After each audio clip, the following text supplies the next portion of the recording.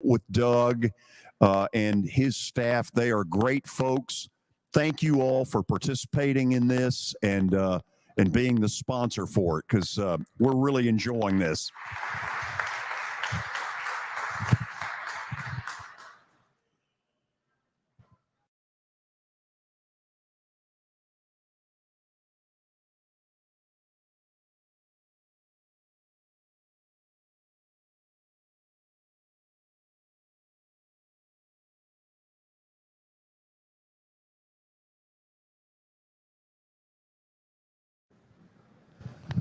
Okay, we welcome all of you in.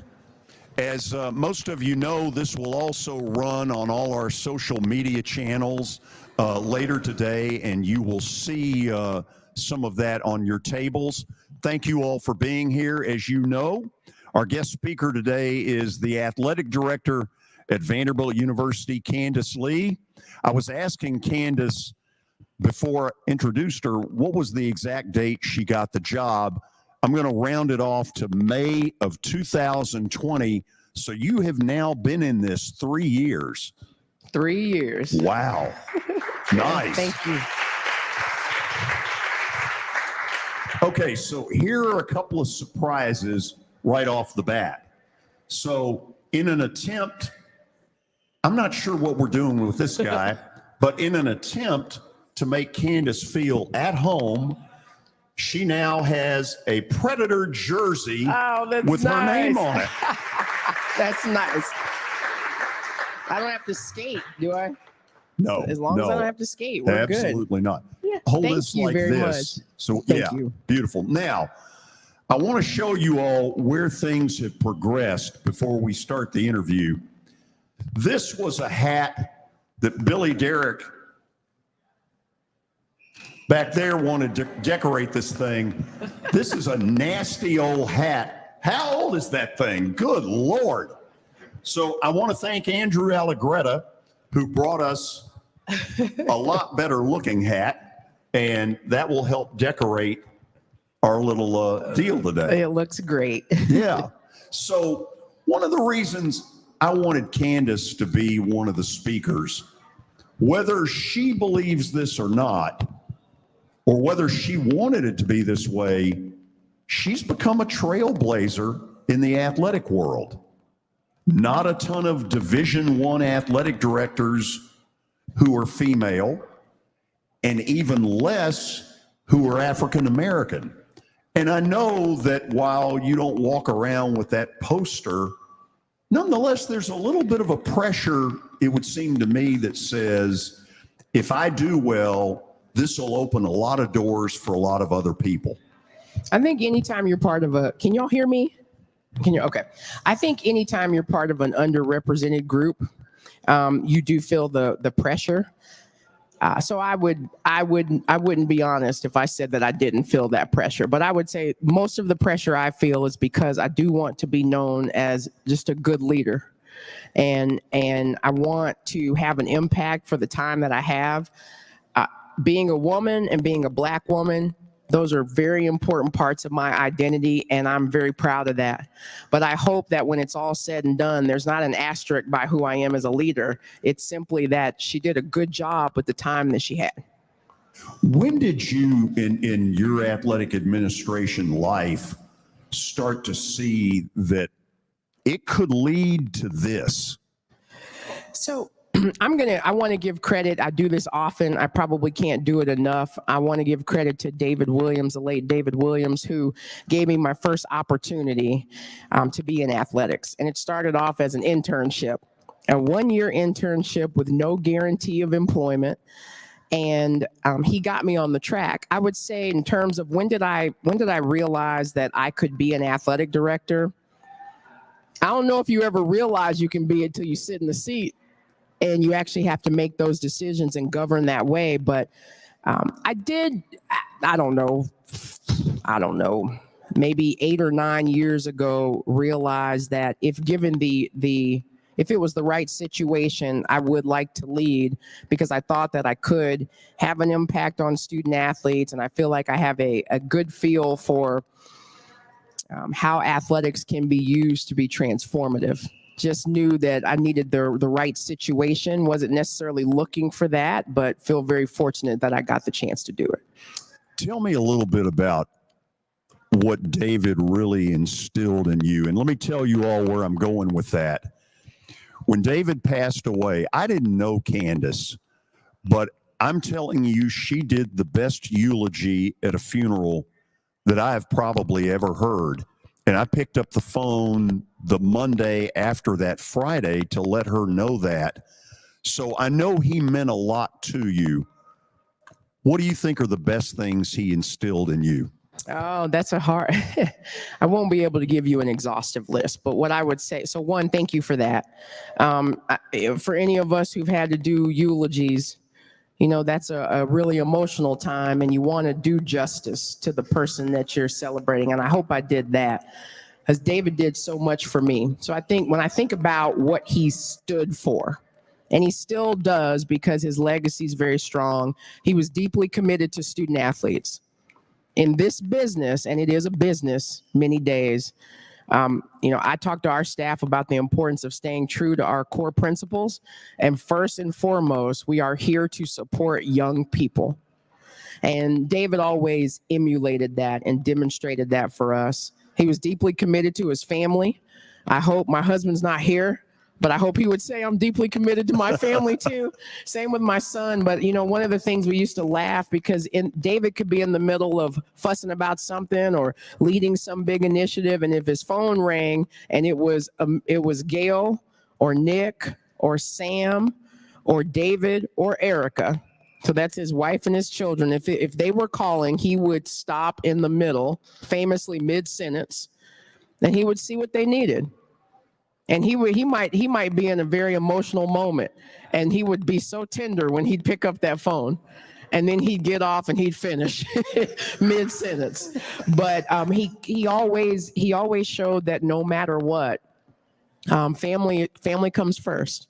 And so there were a number of things. I think there were dots that I only connect now that I didn't even realize were going to be pivotal for me.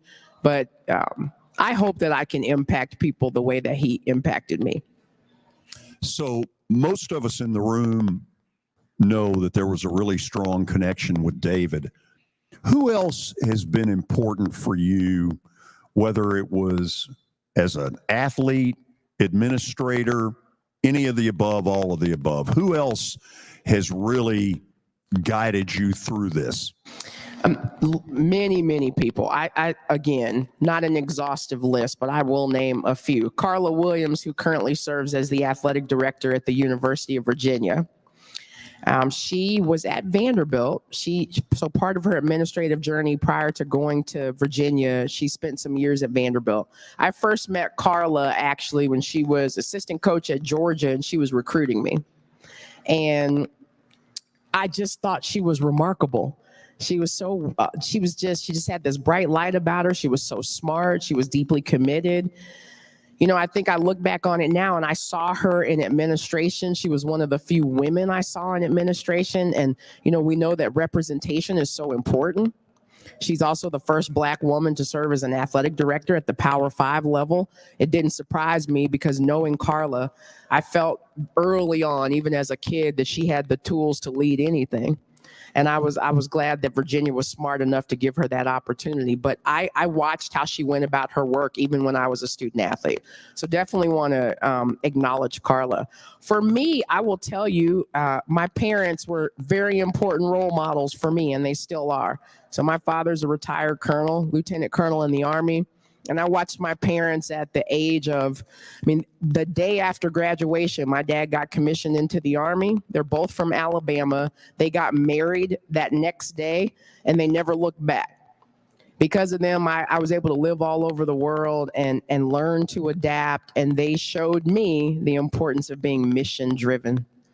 And I've taken that and try to apply that to the work I do every day. So there are many other people. Jim Foster, who I played for at Vanderbilt.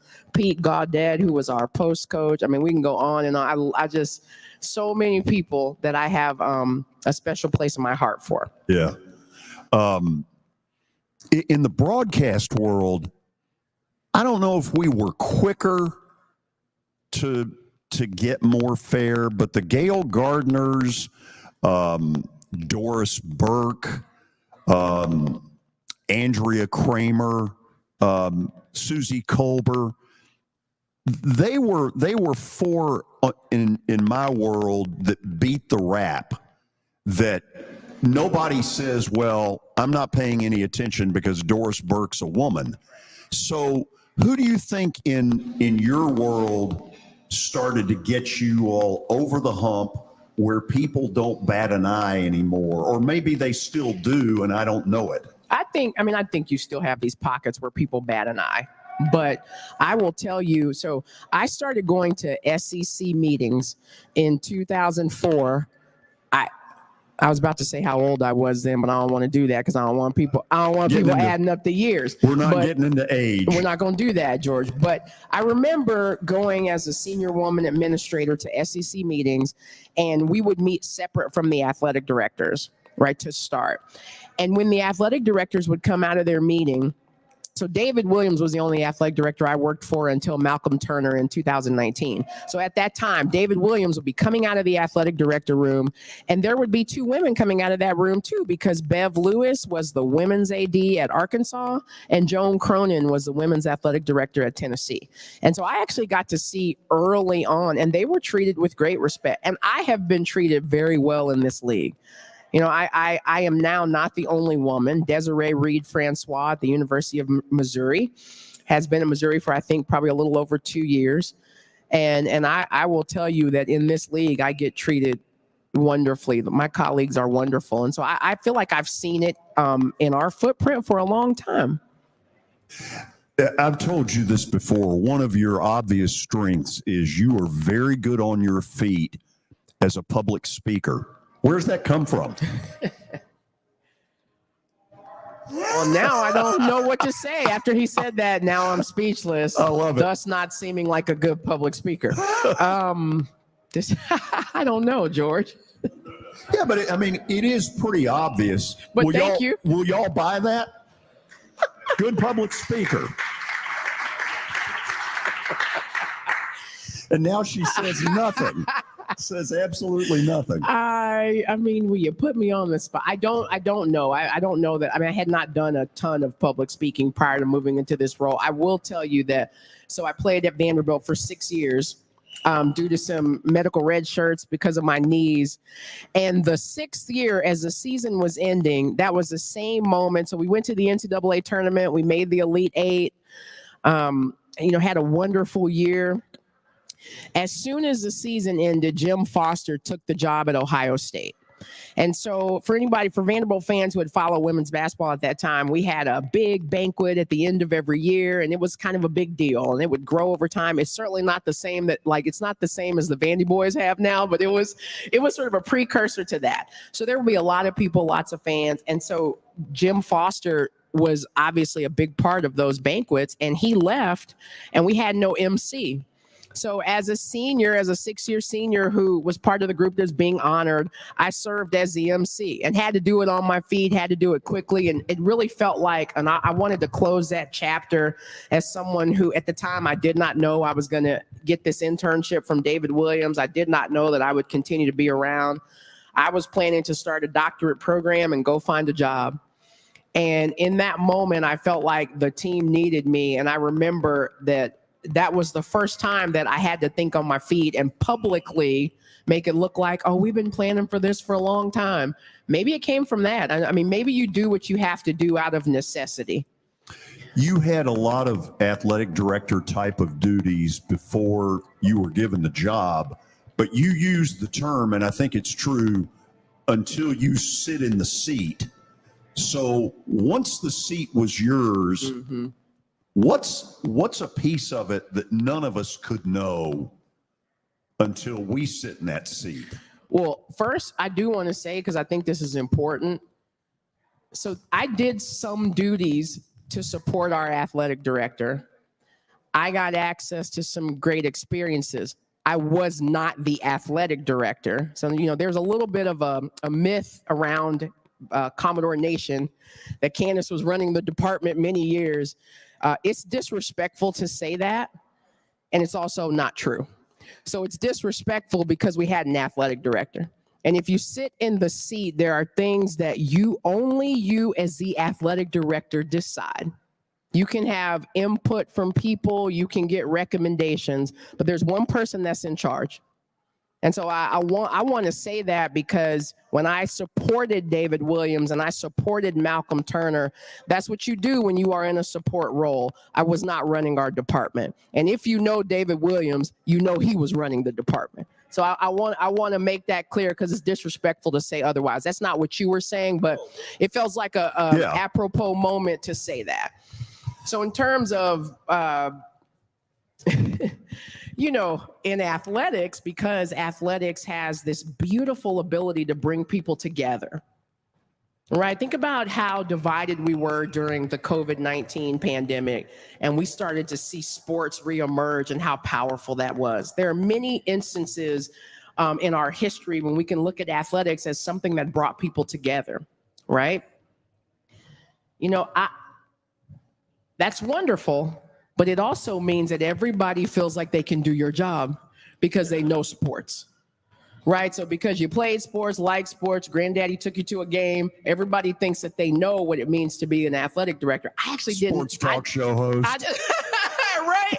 And I mean this very respectfully, but I had no idea that there would be, you kind of scoot over that 6 inches to that seat.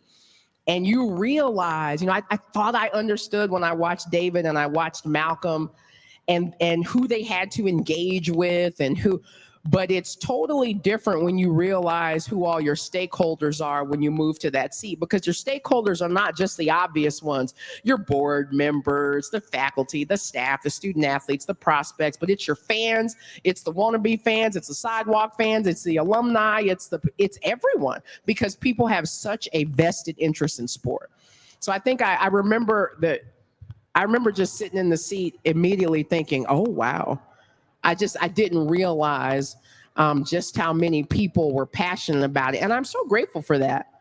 I'm so grateful for it because it's also going to allow us to have the transformation that we want to have.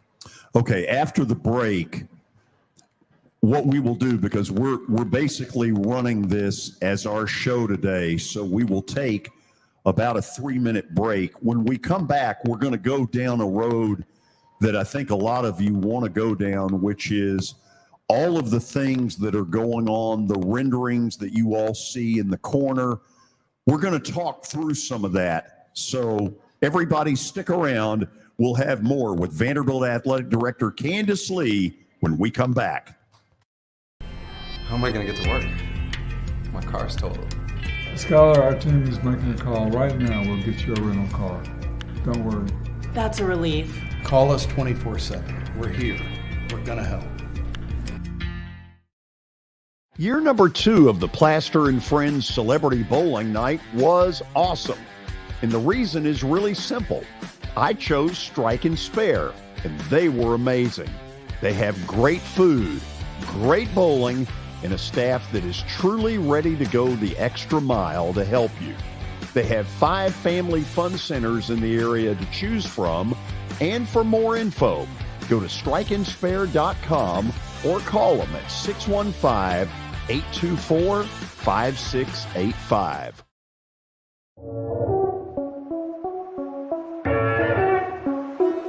Now that the weather has gotten considerably warmer, there's not a better place to spend a morning or an afternoon than Riverside Golf Links. So you've probably noticed the weather has gotten a lot warmer, and that means a couple of things in Nashville. It means baseball, and it really means golf. And for me, it's a visit to Riverside Golf Links. The course has improved dramatically. There are now 27 holes, including a 9-hole executive course. If you want tee times or more information, dial them up at 615-847-5074. You can't see the sights without the sounds. From the crack of the bat to the roar of the crowd and everything in between, discover what Hit City has to offer. Spend your nights cheering on the Nashville Sounds at First Horizon Park with giveaways, fireworks shows, theme weekends, and more. Single game tickets are on sale now. Visit NashvilleSounds.com to claim your seat today. The much anticipated grand opening of X Golf is Thursday, June the 1st from 10 a.m. to 10 p.m. out in Bellevue, specifically 8137 Sawyer Brown Road at 1 Bellevue Place right down the road from the theater. Now, we'd love to have you join us. Our show will be here live from 2 to 4 p.m. with the ribbon cutting ceremony at 5 p.m. Come on out. Would love to meet you and compare crummy golf games.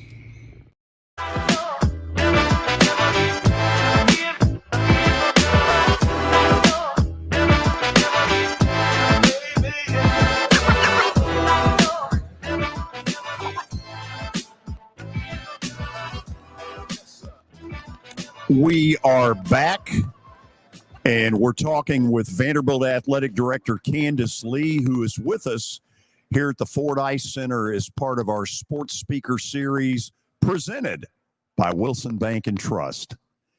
Okay, this is the kind of thing, y'all are going to see a bunch of pictures here in a minute, but I want to go through a little bit of how you pulled off the start of this, because you would not be the first athletic director who tried to get money to do things. So how did you succeed where others really did not? So, I was hired, you said earlier, I was hired in May. Well, started off in an interim capacity in February of 2020. And was appointed at that time by the interim chancellor, Susan Wente, who is now the president at Wake Forest University. And I was appointed by Daniel Diermeyer in May, who was incoming chancellor and has been the chancellor that I've been fortunate enough to work alongside and for the last 3 years. I knew, even when I was interviewing with him, I knew that he had a big vision, was going to be very aspirational for Vanderbilt. I have to tell you, I actually didn't know this at the time, but I knew how he felt about athletics early on, because during the search process, I was on the search committee representing athletics. So you at the time, there were no vice chancellors on the search committee because you didn't want someone who the chancellor would be reporting to on that committee. So I was just representing athletics. And the fact that athletics was that our board chair thought it was important to have athletics included was already indicative that things are different, right? So I get on this committee, and as we are, obviously a tremendous process, but every time I heard Daniel Diermeyer speak, I knew that he was going to be significant for our department. Whether I was the athletic director or not had nothing to do with it. He was going to be significant for our department. And that has been the case every single day. And so the reason why I say that is because, any athletic director will tell you that your ability to affect change is only as good as the relationship that you have with your president and your chancellor. That's facts. That's not a local issue. We all know That's an everywhere issue. That's an everywhere issue. And Daniel Diermeyer wants Vanderbilt to be great at everything, and that includes athletics. And so, that's music to my ears, because I didn't want the job if I didn't feel like we could have the impact that I know that we all deserve to have. So how did I do it? Well, we did it because we want Vanderbilt to match the excellence that Vanderbilt Athletics to match the excellence that this entire university is known for. Thus was birthed the Vandy United campaign. So about 2.5 years ago, we announced a $300 million investment into upgrading facilities, first and foremost to create the best student athlete experience in the country. But by doing that, we would also create the best fan experience. And so when we think about Nashville, we all know this, that the amenities that you have at your disposal in Nashville, when you go to Geodis Park, or you go to Nissan, or you go to Bridgestone, and you got to have them. You got to have them. You got to have them. And so I feel like I want to do something really quick, because I feel like this is maybe a good time. I have a quick little surprise for you. Uh-oh. So we're gonna talk about, and if you've been anywhere near our campus lately, you will see that we are under construction. So for people who said, when are you going to put a shovel in the ground? There are a lot of shovels in the ground. And you will know because the traffic backs up and you better leave early if you're going to get to our place on time. Well, the last time, so our stadium, First Bank Stadium, is officially under construction, and we got to get that field fixed before we start playing football. Make sure you tell the fire marshal because we got some work to do. But the last time we were under construction was 1981. Do you remember that, George? Oh, yeah. I graduated in 81. And if they knew then what they know now, it would never have happened. Okay, so I have for George, but really for us. What do you Here's a got? picture from 1981. Oh, my God. This is George looking quite lean and young. This is the last time we did construction on the stadium. Yes. So when we open First Bank and it's looking pretty good, you're going to have to come. I don't know who these people I'll are. tell you exactly but who perhaps they are. we could recreate this picture. This was I think the day that we graduated, May 15th, 1981. In the middle is Sandra Kidd, who worked in the athletic department, and I think the other, Philip Tate, worked in the athletic department and later worked for Host Communications out of Charlotte. Nice. And they were part of my old, Tony Neely was the other one. They were part of, when I was in college, my Father Ryan football crew.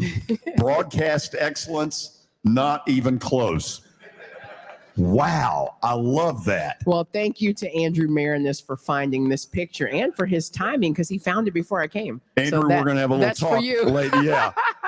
Oh, I love that. Okay, so tell me what you would want somebody to know about this picture. We're going to rumble through a bunch of these pictures, so get ready. So the purpose of this picture, so this is an illustration of Frist Athletic Village.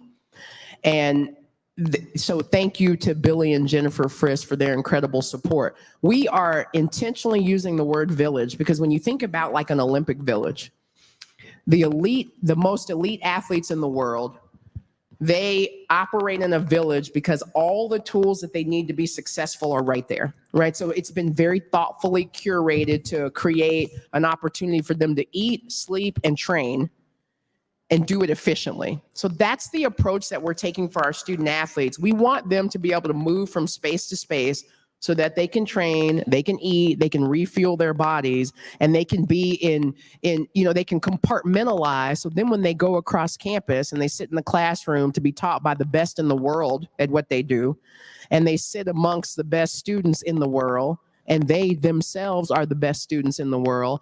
They have everything that they need so that they can focus. So the only thing that's missing to date on this is what we just announced, the upgrades to Hawkins Field. But this gives you an idea. What I want people to know is that the Vandy United campaign, we have already raised over $300 million, and credit to just the incredible support and the momentum, and I'm very grateful for that. What I want you to know is that we're continuing to raise money because what we're not going to do is shrink our vision. So the vision is to transform every part of our footprint for all 17 of our sports. And so you have that represented here. What we have started so far, golf is not on here, but we have started expanding the golf clubhouse out at Legends and also renovating, just creating a new short game area and practice area. When you come on campus now, you will see that both end zones of our stadium they've been demolished. They are officially under construction. The north end zone, which is right here closest to the Marriott, is the north end zone. That's where we will build a 90,000 square foot basketball practice facility that will come online the end of next summer, early fall of 24. Okay, this is one that inquiring minds want to know. Yes. So the horseshoe, the bigger end zone that is now going away and pretty much has gone away, if you saw the facilities over the weekend, there is a lot of space back there. What do you intend to do with it? So are you talking about the south end zone? Yeah. So let's walk through the sequence. So the north end zone on the Marriott Inn, that is where the basketball practice facility will go. And on the outside of that, there will be like basically think about some upgraded seating and amenities and load space and social space for football. So as we all know, our footprint is tight, so we need to be pretty creative in how we do that. I can now, why don't we just start looking at the pictures individually? So here's a conceptual rendering. This is actually the south end zone. So this is the opposite end zone. This is the end zone that you're talking about, George, where you said there's a lot of space. Yeah. So that will become, so there are a few things that are going to happen there. We're going to add some traditional suites, some open air suites, field access, a club level, a new game day locker room. It's just going to be an opportunity for us to, again, as I spoke about the amenities that are available now at other places, this gives us a chance to provide an upgraded experience. I hope it will attract new corporate partners, but also just new fans. But beyond that, also take care of the fans that we have and give them an experience that they can be proud of. This will also include a club space and an open air terrace that can also service baseball. So I'm going to throw one out there that you may not even know. Sure. In 1988, there was sort of a secret plan put together. Back, if you remember, Watson Brown had come to Vandy. There was a lot of excitement, probably as much as I have seen in Vandy football. Mm-hmm. And there was a secret plan put together to expand this stadium to 53,000. Okay. Have you ever seen it, and did you ever take anything from that plan to this plan? Well, in 1988, I was 10. Well, you know, so I don't know where I was not. I don't know where that plan is, but I am glad that you brought it up because I mean, we have to. It absolutely is true that there were probably many iterations of plans over time. I'm sure that previous athletic directors can tell you that. I'm sure that previous coaches can tell you that.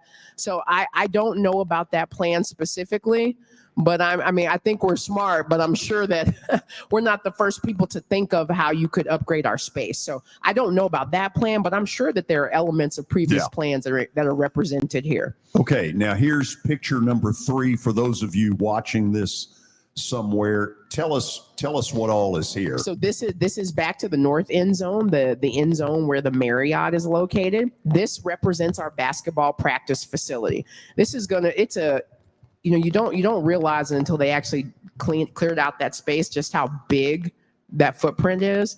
So this is, as I said, approximately 90,000 square feet where there will be, for both men's and women's basketball, they will have their own locker rooms, their own office space, their own practice court. The first and third levels will belong specifically to the team. So the first level, Jerry Stackhouse and his men's team will be on the first level. Office space, film room, student athlete lounge space, refueling space, and then they will have their own court. Shea Ralph and the women's team will have the exact same thing. This is a really important point that I want people to understand, that we think that this is critical to our basketball programs having what they need to be able to compete at a championship level. Right? We think this is that last piece. And it was really important to us that our men and our women experience it the same way and have the same level of support. So, down to inches, it is equal. And in the middle, on the second level, that is a shared space where the spaces that our student athletes would use in common, like a weight room, an equipment room, a training room, hydrotherapy areas. So we're really, really proud of this space. I think it's really, it's very innovative by our master architect Populous to understand that the best way to maximize this space was to stack the courts. And I think that people will be very proud. And we can also service football. Yeah. Mm-hmm. This has got a little bit of a Georgia Tech end zone look to it. Right. There are a number of places that have utilized the end zone space well. And so, we certainly are not the first to do that. Okay, we'll go to baseball here in just a second. But the timing of the announcement was really interesting, like a couple of days before hosting the regional. These are probably not Tim Corbin's 2 favorite days, Monday and Tuesday, because you and I both know how intense he is and how much losing eats at him. Yes, I mean, I think you're right. We all know that, and it's one of the reasons why Tim is just elite, because he cares deeply and it is important to him. And he and Maggie pour so much into creating and curating an experience for the Vandy boys and for their program. And so I know that this is challenging, but I told them after the game, I just wanted them to know that they are incredible. It is incredible what the Vandy boys have done. It's incredible the level of expectation that people have come to develop for that program because they have excelled at such a high level. Yeah. And I am so grateful and thankful that they are part of this family, that I get to be part of this family with them. And I mean, we all know that we'll be back. Yeah. So some of y'all know this. Tim is Boston Red Sox like I'm Atlanta Braves. And so Thursday he held a little press conference, and the renderings had just come out, and one of the reporters asked him, what we're about to show you is pretty obvious Fenway Park monster seats. And the reporter asked, Tim, does this have anything to do with the Red Sox? And I would love to have known there was an answer he wanted to probably give, like, well, hell yeah, it is. I'm a Red Sox fan, but he was a lot kinder about it. So let's start with the monster seat kind of idea. Green Monster in this case. Why do I think Tim was a part of this? So, this actually connects to your earlier question about there being plans and in our past having different iterations of plans. So when Hawkins was renovated a few years ago, the seats above the Green Monster, that was something that Tim and David Williams talked a lot about. It did not make it into that particular project, but we all knew that Tim was very passionate about it. Oh, yeah. And when you think about, if you've been able to see like the full aerial view of the renderings for Hawkins, it was really important to him to create something iconic and something it feels more like a theater, something that creates a very intimate Vanderbilt experience that you're not going to get anywhere else, which is consistent with what we want in everything. And so I do think that I want people to know that his fingerprints are all over this, as they should be. This is the home that he built. And so we wanted to reflect that. It absolutely is. So one of the things you fight through in trying to do this is it's not like you've got 60 acres available to you. You've got kind of a landlocked issue to work around. That's right. And so, when you look at, you want to pull this one up? Yeah. There is a point where the baseball stadium, First Bank Stadium, and Memorial Gymnasium physically touch. That's just how tight the footprint is. Right. And so, again, we're not going to shrink our vision. We're going to figure out how to maximize what we have to create the experience that we want. And that's what we've done here. So we did not, we're going to increase capacity a little bit, but we love the intimacy of Hawkins Field. So that's not going to change. So it's actually a beautiful illustration of how you preserve what has worked, what is good. You're realistic about the practical constraints that you have, but you don't shrink your vision. So you also elevate it and modernize it to meet your needs now. I think that that's what we've done with all of our projects. So in being there this weekend for the regional games, this picture in particular created a ton of buzz. Mm-hmm. How much did you hear? Oh, I heard some wonderful feedback. And, again, when you are on this side of it, we've been looking at these pictures for a long time. So, we've been excited. We knew that there was going to be, or certainly hoped that there would be great reaction. It just feels good to be able to share them after all the hard work of our team. But yeah, I heard great feedback. So here's what you were talking about. So this is, you might as well just put Tim Corbin Alley up here. That's right. You should actually put it all over the facility. What I certainly love this picture for the fact that it's going to create more seating, more premium space, but it also represents that we're going to be able to have a connected experience across the entire, so all the way around the concourse will connect. That was a big piece of First Bank Stadium and the renovations that we're making there. Again, trying to think about how we make the fan experience better. And so this will be a huge part. I'm very excited about this. You should be. It's beautiful. So several years ago, when I got it out of the dark ages and actually got into social media, this was big. That and getting out of the flip phone world were two huge accomplishments for me. So I decided to go up to the parking garage where some people go to watch Vanderbilt baseball. And when I saw this particular thing, I was like, this has to be from the parking garage, and it is. It is. It is. I mean, that's very special what happens at the top of 25th Avenue garage. And I think this is very special because it also just gives you an idea of the scope of the project. And you see the city behind you. You know, to me, this picture perfectly captures what we try to talk about in recruiting, right? Like why this experience is so unique and everything that we have to offer. The other thing I would draw your attention to here, so, you know, with these renderings, with this project, there will be a building out in right field. That building is going to allow us to do a number of things we can't do now. But the thing that I love about this is that this will become the main entrance into Hawkins Field. And if you think about right now, the entrance to Hawkins is the same entrance to football.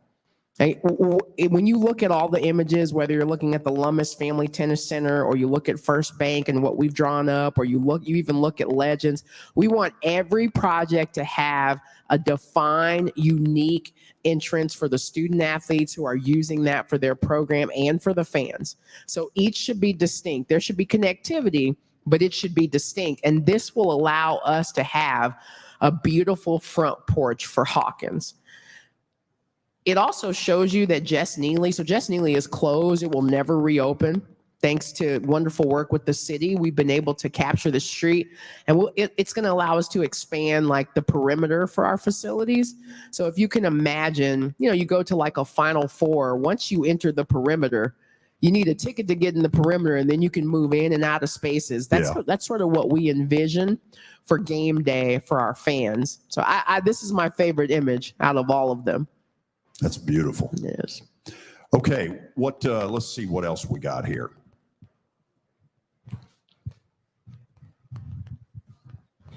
Right on cue, Jess Neely Drive is right. sort of your all's vision for what that street that's now there is as it closes. This is what you're wanting. Yeah, so it will become a pedestrian walkway. There will be a lot of green space. It's also consistent with the work that we're doing across the entire campus. So, you know, our campus, the way that we talk about it as a series of neighborhoods. So this is the athletics neighborhood, or as we call it, the village. And so there should be connectivity with the university, but it has its own distinct, it's sort of like the neighborhoods in Nashville, right? All part of Nashville, but there's a distinct sort of feel about each of them. Same with the athletics village. So this picture depicts if you were on Natchez Trace looking towards 25th. On the left, that is First Bank Stadium, and then further down you see Hawkins. On the right is a rendering of the new McGugin. Wow. Yeah. This is not the 1981 McGugin. No, I can it is tell not. you that. That you know Wow. so well. Oh, I knew that. I knew that building really well. This one coming up, man. Yeah, I love this changed. image as well. Yeah, you should. Okay, let's do this. We're going to go to the break, and thank you for the renderings. Thank you. Thank you for bringing those, Nick. After the break, I'm going to ask a couple of things about transfer portal and NIL, and then I want some of you all to ask questions. And I don't want you to be shy, because if you are, I'll just come and stick a microphone in your face, and then we'll really make it hard. Seriously, if you've got questions, I want you all to be able to ask those. We've put this high-tech podium together with a microphone, and we've spared no expense. Stay tuned. We're coming back with more in our sports speaker series with Vanderbilt Athletic Director Candice Lee. As the trusted premier custom home builder in Middle Tennessee, Donnelly Timmons has over 20 years of experience in the industry. Whether you're looking to build your dream home or renovate your current home, their team will ensure that every client and every remodel is unique, luxurious, and completed on time within budget. Founders Dustin Timmons and Joey Donnelly have over 25 years of construction experience in the Nashville area. Together, they have completed projects in Forest Hills, Oak Hill, Green Hills, Franklin, and Brentwood. Dustin and Joey believe that communication is the most important aspect of all construction projects. Therefore, they personally manage each project themselves and are involved in job site activities on a daily basis. Their commitment to quality and integrity has earned them an outstanding reputation among their clients. Contact them to set an appointment for a free consultation or to view some of their completed projects. Give them a call at 615-456-7983 or log on to DonnellyTimmons.com. For over 35 years, Wilson Bank & Trust has been committed to providing customized banking solutions to help individuals, families, and businesses in Tennessee achieve their goals. As your full-service community bank, we are proud to offer loans with competitive rates, local decision-making, and fast, friendly service from our experienced lenders. No matter where you are on your financial journey, Wilson Bank & Trust is ready to help you take the next step. Visit your nearest Wilson Bank & Trust office or online at wilsonbank.com to get started today. Member FDIC, Equal Housing Lender. Family owned and operated for more than 2 decades, Alaco Fine Wood Floors is Nashville and Middle Tennessee's choice for premium quality hardwood floors.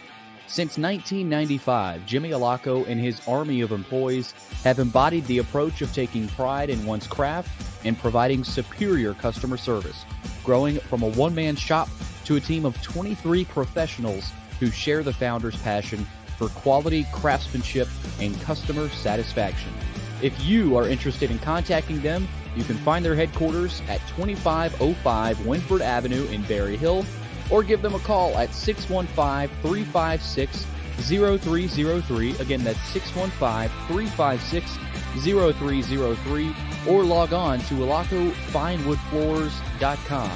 Alaco Fine Wood Floors, serving Middle Tennessee's hardwood flooring needs since 1995. At Baird, we have a different slant on global financial advice. That global capabilities mean nothing without personal attention. We have investor relationships in 35 countries and market expertise in over 40 industry verticals, all to help make the most important investment connections of all, yours. Global financial advice with a client-first approach. It's the shape of things to come. Discover the Baird difference at BairdDifference.com.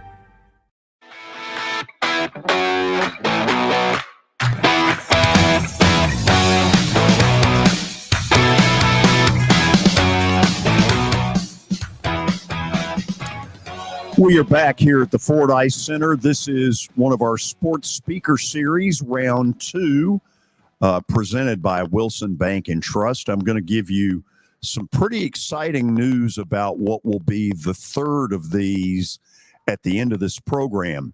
Vanderbilt Athletic Director Candice Lee, nice enough to be here and kind of go long-form interview with us. It's been okay so far. Painless. Yeah. Here's where some of the pain starts. Because we got 2 issues right now that everybody's got an opinion on. I keep seeing in NIL that the incoming president of the NCAA looks like he's gone to Congress and said, help us. We can't help ourselves. We need help. What do you think's going to come out of that? Well, there's no doubt that we need a congressional solution to NIL, just because of how far down the line we've gotten with it now. There is no way. So, just super teeny tiny quick primer on NIL. Right now, the NCAA does have some minimum guidelines that we have to follow, but the reality is that NIL is being governed by states. So every state can have a different law, and so there is no national standard, and thus there are lots of concerns about fairness and equity across the board and competitiveness. And so that is why we need a congressional solution. So I think that I have not met Charlie Baker, who is the new NCAA president, but the fact that he is a politician, and I think from my understanding is well liked across the aisle, I think he certainly has probably the wherewithal to understand what it would take to get a congressional solution, but I think we all need to be responsible for doing our parts and telling our story. We do have a narrative issue in college athletics, and the truth is we do need Congress to fix it. One of the narratives that's out there is that the quarterback is getting $1.2 million and the linemen are getting chicken wings. And whether that's true or not, that's just one of the things that's out there. Should we go to a system where everybody gets a certain amount the same, and then there is the ability for more based on academic performance, community service? Is that the answer?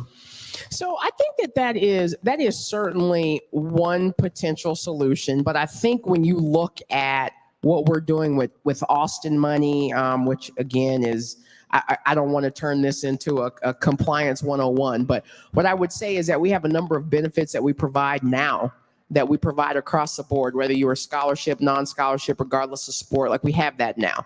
So certainly I do like that approach, right? Because supporting students equitably, I like that.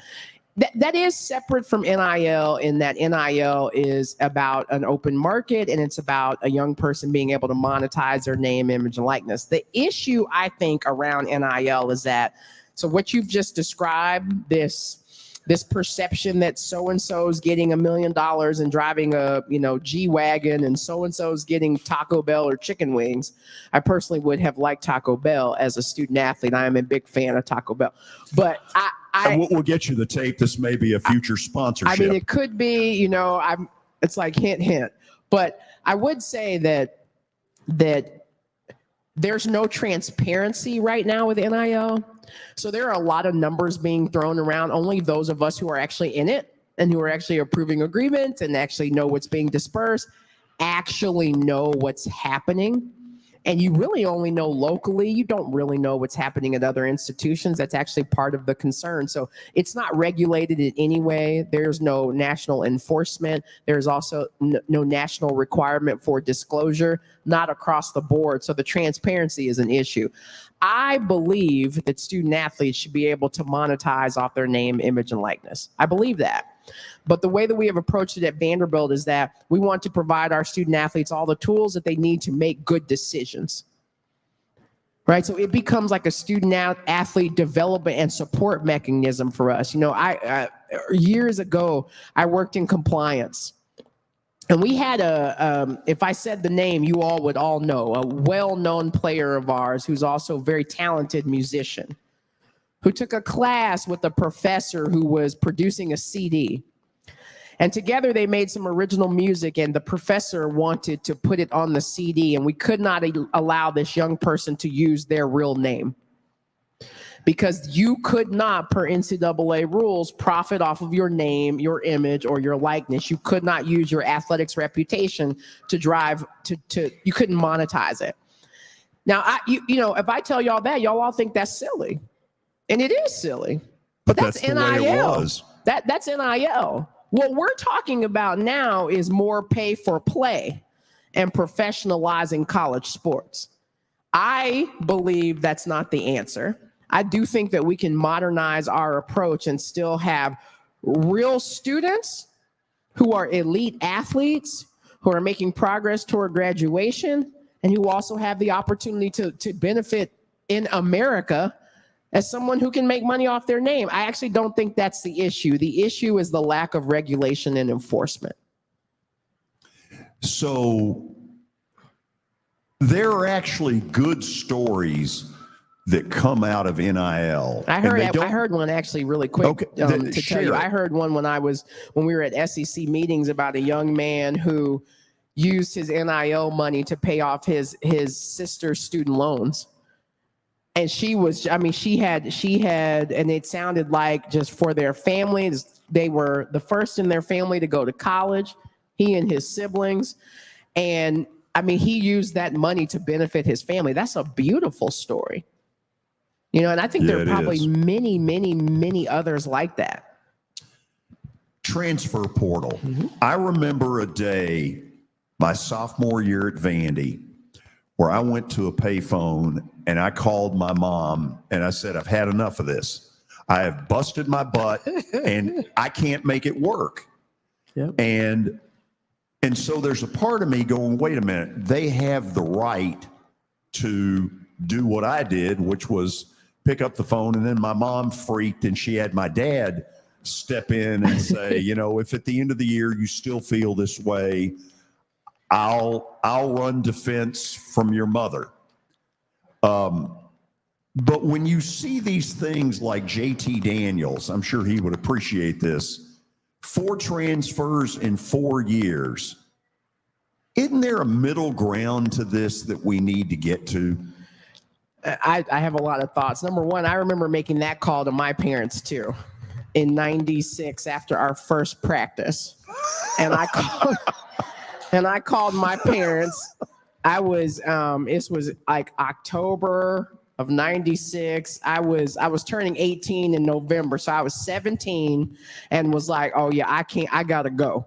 I can't do this. And I remember that my parents, I will never forget this because I appreciated it so much. So my parents said, well, did anything happen to you that they said was not going to happen? And I was like, no, sir. Well, did anybody hurt you? No, sir. Do you still have your scholarship? Like, yes, sir. Do you have everything that you need? Yes, sir. Was it just hard? Yes, sir. They're like, don't call us back talking about saying this again. Don't do that. Now, I think you're in good hands, but now if your coach, if Jim Foster puts his hands on you, you call us. Right? If you are called out your name, if you are mistreated, you call us. If you are doing what you signed up to do, don't dial this number. We love you. And that was the end of that conversation. And it's so, man, that's just such a blessing that my parents gave me. They blessed me with that because they were like, you signed up to do this. Right. So I never called them about that again. And my obviously mom I never didn't got transfer. to I love you. They did say love you. Well, now, in fairness, I had it on a 3-point system, an 0.8. And so that didn't work out real well. Okay. But should I quickly say, I mean, yeah, I do. I think that there is probably a middle ground relative to transfer. You know, I think about when you think about young people who have been to multiple institutions, I always wonder when it's homecoming, where are they going back to? You know, where are they taking their kids back to? Who do they consider their alma mater? There's nothing wrong with transferring, right? We have benefited from the transfer portal. And I can also name many young people who actually found their footing at another institution. And so that's okay. We don't take it personally. But I do hope that the transfer portal does not create a space where we allow young people to have bad habits and run when things are hard. That's just, you know, I wasn't allowed to do that. And so there is that, you know, there's a part of me that hopes that we can reinforce good lessons. Okay, let's take some questions out of the audience with our high-tech podium and microphone. Troy? Hey, first of all, thank you for being here. This is a lot of fun. Anybody knows me knows sports is really important to me. On that, I want them to hear you. Yeah. But the question I have for you is, after you graduated, what'd you do? I mean, did you go to pro? Did you try to play pro ball? When did you get married? Your kids, things like that. I'd like to hear more personal information about you before you got this job. Well, it all started. No, I can quickly answer that. So I had really bad knee injuries and probably wasn't good enough to play pro anyway, but physically would not have been capable. Did not turn pro, went to graduate school. And, you know, because I played for 6 years, when I graduated or when my playing career was over, I also graduated with my master's degree and started a doctorate program at Peabody at Vanderbilt and did a 1-year internship that David Williams. He said, look, it's just going to be an opportunity for you to get exposed to different areas. I was actually not in athletics. I was supposed to be a special assistant to him as both the general counsel and the vice chancellor for student affairs. And, I was starting this doctorate in higher education administration and really thought that student affairs would be the route that I'd go. And a couple months into the position, he said, hey, listen, he was, I think at the time, he was not the athletic director yet, but he said, there's an opening in academic advising, and I really think you should look at that. And so I didn't really know what I was saying yes to. And that was the same year that Mario Moore and Julian Terrell, both local basketball standouts, wonderful young men, they were coming to Vanderbilt. And I was their academic counselor. And I did that, and that eventually I moved into compliance. I moved into sport administration. I became the senior woman administrator when Michelle Kennedy, who was just here, who's COO with the Predators, Michelle left Vanderbilt to go to law school, which put her on the track to do the amazing things that she's doing in this city and with the Predators. And so because that opened up a spot as a senior woman administrator, David said, look, I'm going to need you to do this. At first it was interim. And then I thought it was really Carla Williams' spot to have. But Carla Williams left on maternity leave. And then she got the deputy athletic director job at Georgia, her alma mater. And I ended up continuing as a senior woman administrator. Senior woman at like 25 years old, right? But there's certainly a lot of lessons there that, right place, right time. And you just prayerfully, you just try to do the most with the opportunity that you have. I met my husband. Oh, man, I hope he's not watching because he would remember the year. But it was, I met him just as I was starting to work at Vanderbilt, and we got married in 2008. So his name is Sean Lee, and he's the executive director of the Smyrna Housing Authority. And we have a son, Andrew, he's my stepson, but I feel very fortunate. I always wanted to be a parent, and you don't always know how that's going to happen. But to have a chance, I met Andrew when he was 6 years old, and he is like my child. And so he prefers that I not say stepson, but I say son. I just don't want y'all doing the math, wondering, oh, really, what's going on there? Or Candice, we seen you all these years. We don't remember you being pregnant. But that is my child, and so I feel very fortunate to have Sean and Andrew and have great parent support and a great team. And, I don't know how you do this without having support at home. I don't know how I could. So I feel very fortunate. So thank you for asking about them. My name is also George, by the way. Excellent. Candice, it's a good first name, right, George? Candice, it's great to have you here. My wife and I have been fans of yours since your playing days with the Vanderbilt girls basketball team. I see that the women's volleyball is starting maybe the year after next, 24, yes, so 25? they will compete in the fall of 25. 25, okay. I was just curious if there's any plans for a women's softball team. Great question. Great question. So, we announced that we were adding volleyball a few months ago, and you all saw the renderings. Volleyball is much easier for us to add because all you need is a gym. And honestly, we could have added volleyball years ago, but I like the idea of being able to give every program their own home. And so the basketball practice facility will come online a year from now, and then men's and women's basketball will move out and volleyball will theoretically move in. And so there will still be probably some lighter construction that we'll need to do that we'll initiate once they move out. But that was part of why we wanted that runway and just wanted to give us some time to make sure we were positioning volleyball to be successful right away.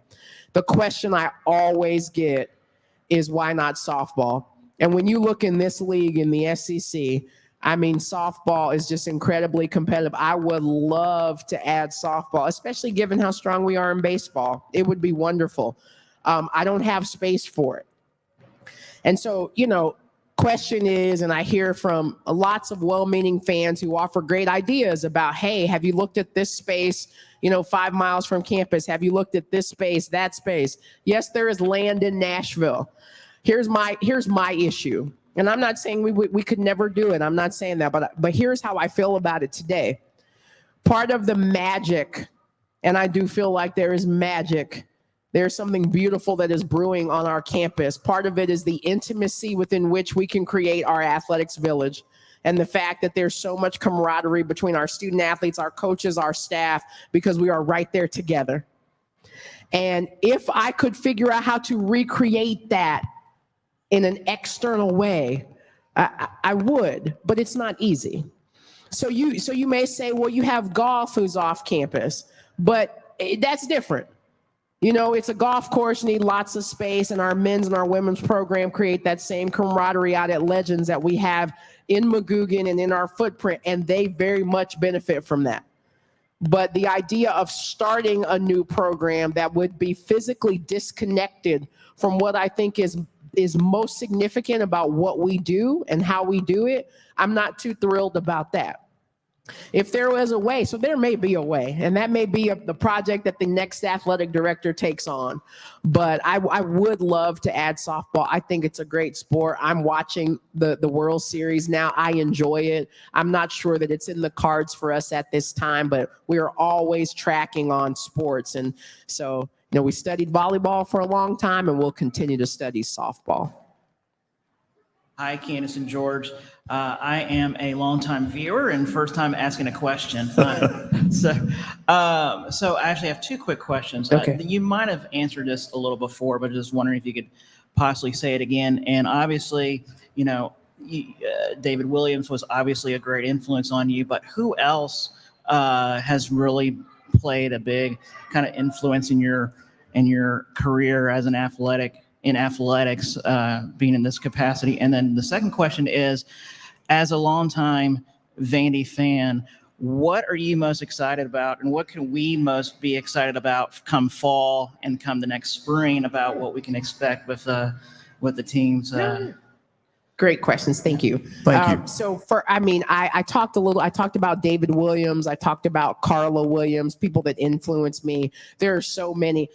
Greg Sankey, who is the commissioner of the SEC, when I started in compliance, so I went from being the academic advisor for our basketball teams to being the director of compliance, and didn't really know all the rules, had to jump right in and learn. And I will never forget that Greg Sankey, he had just come into the conference as the associate commissioner for compliance, and he really took me under his wing. And I will be forever grateful to him, because we also developed a wonderful friendship. I think he is one of the best leaders in just period that I've ever been around. He is certainly, I believe, the best leader in college sports.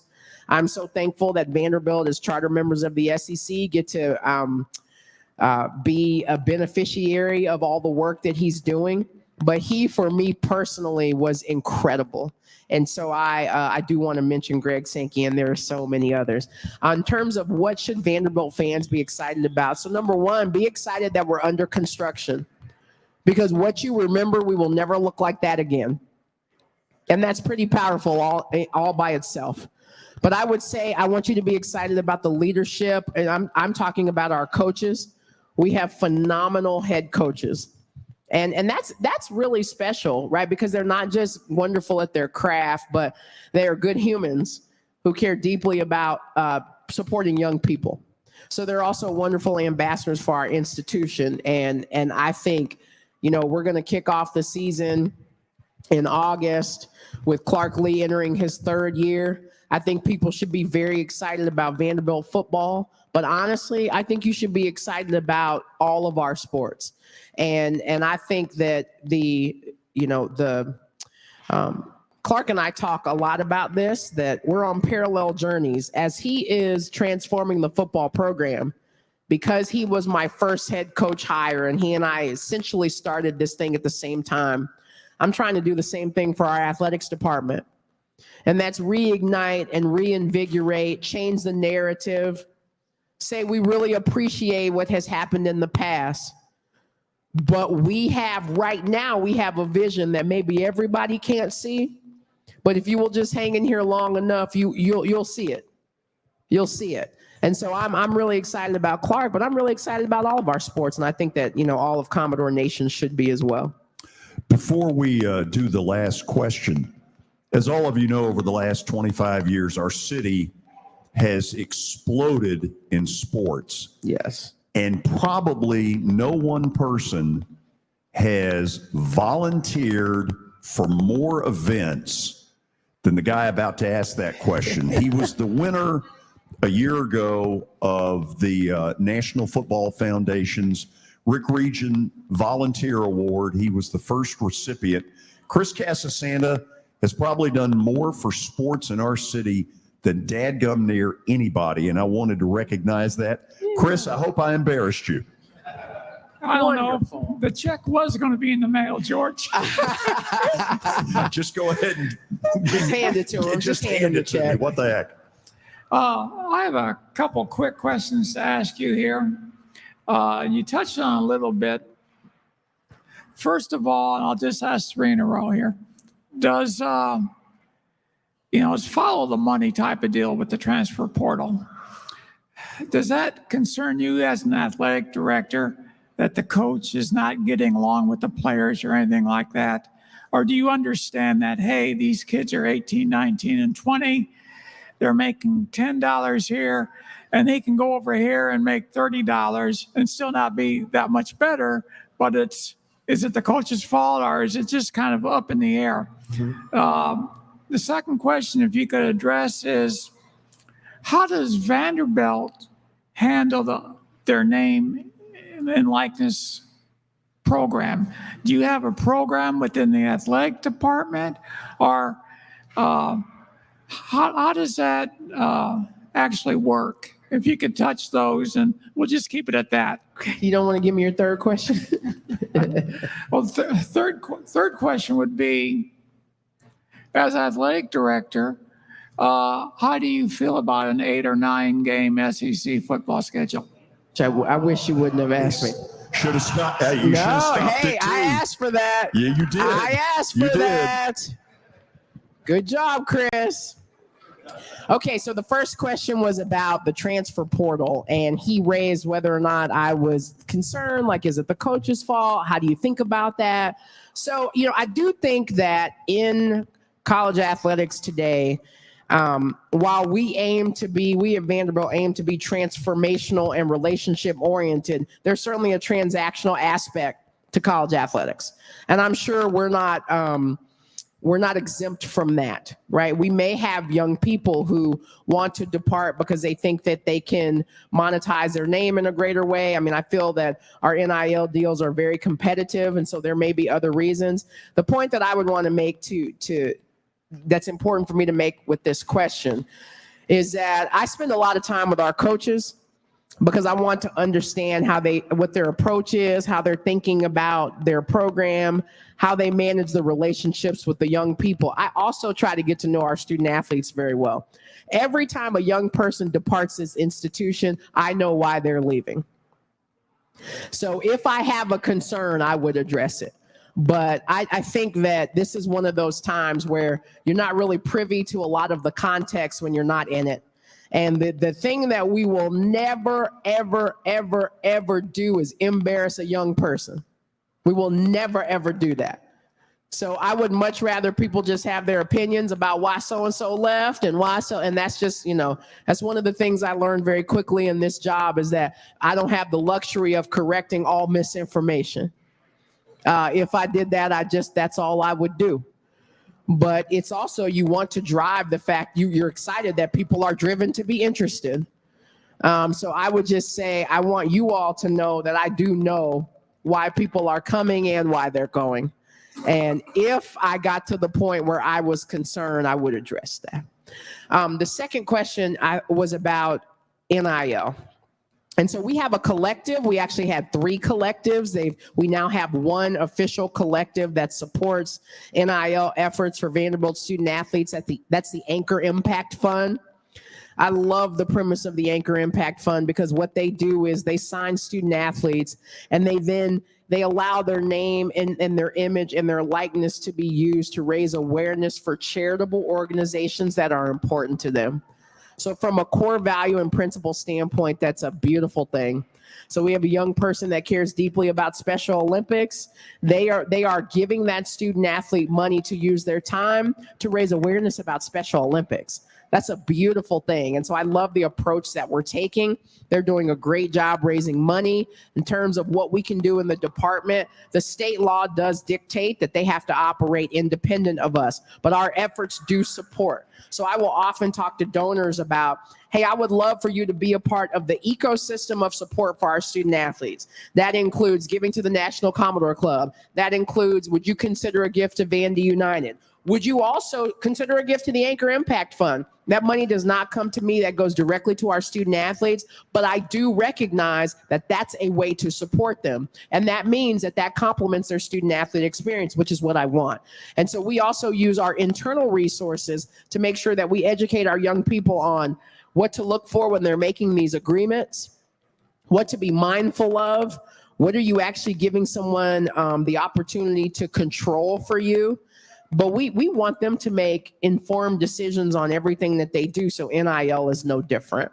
So we're very competitive in that space. And then the third question was, do I prefer an 8 or 9 game SEC football schedule? We are playing 8 games in 2024, while we also think about the long-term scheduling strategy for the league. What's best for the league is what's best for Vanderbilt. I can't wait to go bowling. That's what I want to do. So regardless of how many games we play. So thank you for the question, though. And you're not talking about my bowling event. I'm talking about I was trying to queue up the George Plaster Celebrity Bowling event, which is out in Hermitage. Very nice. I can't wait, and I'm looking for an invite next year as well. Oh, you know it's coming. The Monday after Thanksgiving, if anybody wants to know. Okay, a short final segment when we come back. Got one more question. Where we'll let Billy, that's David. They apparently have chat room questions. Who knows what that means? We'll find out when we come back. Hey, thank you for meeting with me today. The insurance company has made an offer. Already? How? They've offered you the entire policy. Thank you, Blair. You're so welcome.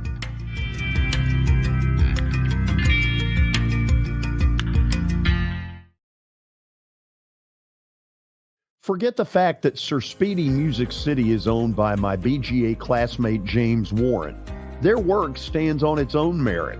James and his staff do incredible work, as evidenced by the huge banners at the Plaster and Friends Celebrity Bowling Night. If you're looking for quality to help your marketing and business communications, and you want it at a reasonable price, these are your folks. Call them at 615-832-9511 or go to print at sirspeedymusiccity.com. And be sure to tell them Plaz sent you. This is my buddy and former Nashville Sounds PA announcer Eric Berner. I always laughed in the old days at Greer Stadium when I would walk in, Eric would immediately play my favorite song, Van Halen's Jump. But then I learned he actually has a real job with Rockcastle Wealth Advisors. Yeah, George, that's what I do. I help people in the pursuit of making their money live as long as they do. Everybody's situation is different, so I use a customized and individualized, personalized approach to the person I'm working with. Old 401ks, retirement planning, insurance planning, inheritance planning. Those are things that people like to get some more information about. One of the things I find is people don't even know where to start, and that's where you come in. Yeah, so I can usually help people with an initial phone call or meeting that is a no charge and no obligation. And I'll bet you have a phone number and a website. I do, George. They can call me at 615-235-1058 or rockcastlewealth.com or Eric at rockcastlewealth.com. Hello, this is Celeste Middleton, a State Farm agent in Murfreesboro, Tennessee. I want to help my neighbors and local businesses be proactive and assess their risk before something unexpected happens. We want you to have a thorough understanding of your coverages to have the best protection when you need it. We can create a personal price plan for you. Our team has over 70 years of experience helping people in Middle Tennessee. We have an awesome team with integrity and provide honest and prompt communication.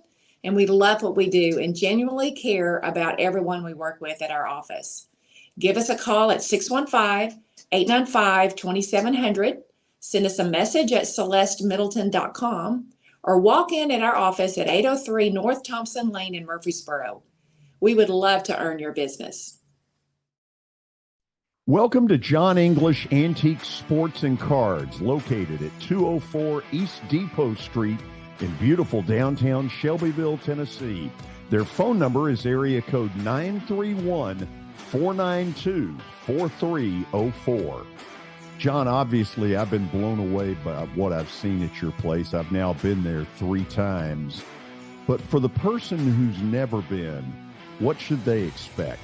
Well, we have a 3,000 square foot store, George. Half of it is vintage cards in all sports. And then half of the store is, a lot of people call it the museum, where there's a lot of early equipment and just the history of sports in general: baseball, football, basketball, golf, tennis, and other items. When somebody comes in there that you know is a big sports fan, what is their normal reaction? Well, I think that they're pleasantly surprised. And, of course, being in Shelbyville, Tennessee, which is a small town that you would never expect a shop like we have to be in. So they're kind of, I don't want to say blown away, but as I said, pleasantly surprised.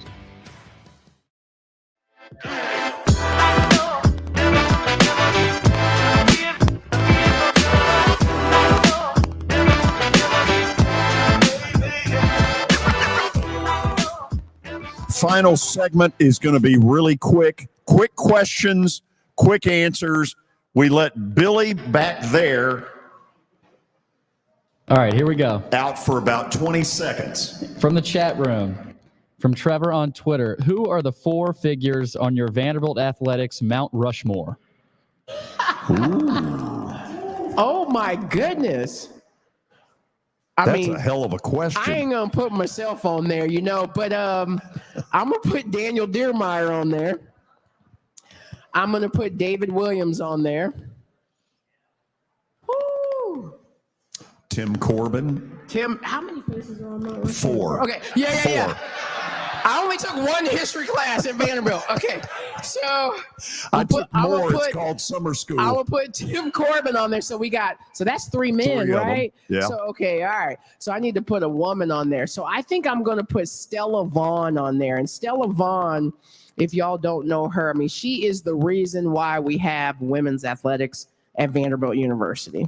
And so that's my Mount Rushmore. Okay. Quick question, quick answer. Okay, this one's from me.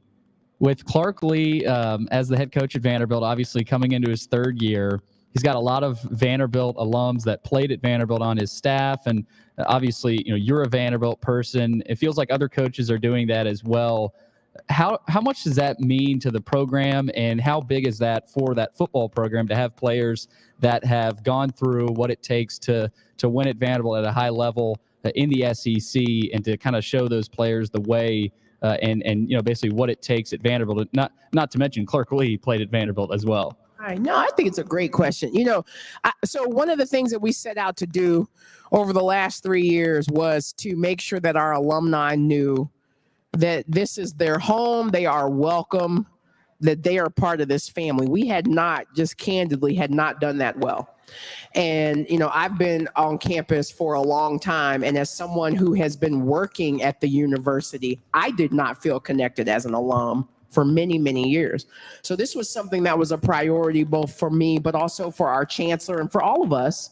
And so I think it's one, you sort of want to put your money where your mouth is. And so making sure that alumni truly are engaged by also being a part of our staffs and being present in the things that we do is really important for that goal. But beyond that, it's exactly what you said. Like, we want people who truly understand what it takes. You do not have to be a Vanderbilt alum to know that, but it certainly helps to have people who have walked in those shoes before. When I'm hiring coaches, I'm not just hiring Vanderbilt alums, but all things being equal, that may be the thing that is the differentiator, because it is, you cannot replicate, what it means when it runs through your veins. Clark Lee and I actually talk a lot about this. And I said to him, so, I had been the athletic director for just a few months before I hired Clark. And I told him, I said, listen, what I need you to understand is that it is going to feel different. You're going to have to show much more emotional control. You're going to have to be agile in ways you didn't even realize, because this is your home. And it will hit you and hurt you, and you'll feel it in a way that other people don't understand because it's so deeply personal. And I was telling him that from experience. Call Watson Brown. Yeah. Thank you for very taking the much. time to come out here and do this. Remember to take the jersey. I hope you had fun. I had a great time. Thank you so much for having me. Awesome. So I want to thank Candice for taking the time to do this. I told you all that at the end, I'd kind of let you in on what we're going to try to do. We're going to try to do a Sunday night deal on July the 16th that will be a college football legends night. SEC media will be in town that entire week, and based on what I know right now, which is not the full 100%, we're going to have a hell of a program. Thanks to all of you for being with us. Thanks to Wilson Bank and Trust for putting up with me and sponsoring this. We'll do it all again tomorrow at 2 o'clock. See you then.